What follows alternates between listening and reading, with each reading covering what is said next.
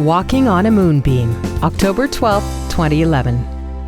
A warm +6 Celsius again tonight as I strap on my sandals and head out the door. Tonight, I hope to see more of our full moon than last night. I am not disappointed. As I turn past the garbage barrels and eastward down the driveway, down the hill toward the creek crossing, there she is, bridal veiled in cirrus clouds, millions of moonbeams filling my full field of view. Because I have to lift my head fairly high, I am reminded that it is better to wear my ball cap with the brim of the cap turned around to the back, so I can see the sky easier. I progress a bit, keeping my eyes full of moonlight, then look down to see where I'm going. Big mistake. By staring at the moon, I have lost my night vision and cannot see the gravel or the ground. Slow down, John. Your vision was better than this when there was no moonlight at all. Reluctantly, I turn my cap around so the lip of my cap provides a little protection from the bright light. A few more steps and my night vision slowly returns so that I can see the gravel and tire track pathway.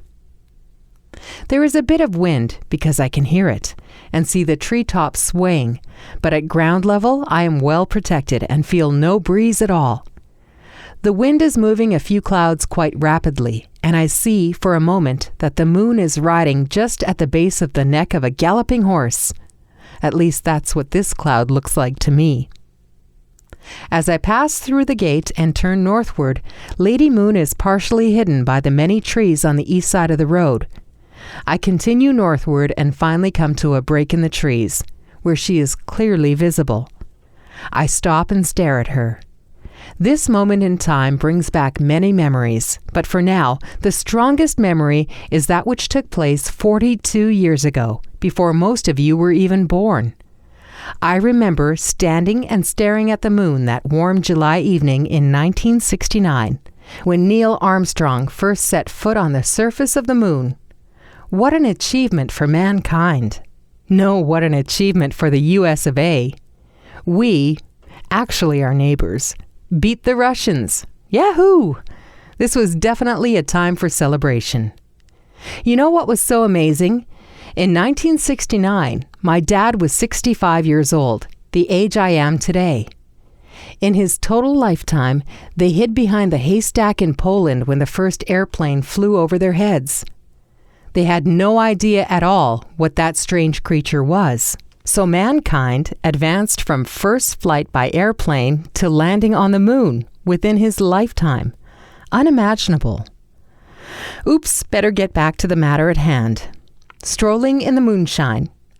Once I reached my turning point and start back, this time with the moon on my left, there are more clouds moving rather swiftly from behind me.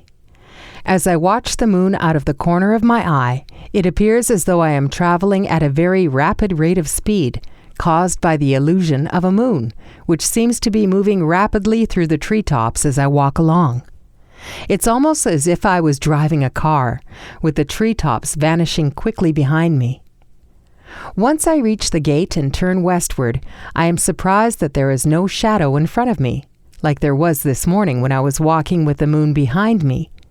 The clouds have now engulfed the moon, and her light is trapped behind the curtain. Certainly there is ambient light, but no moonbeams to walk on.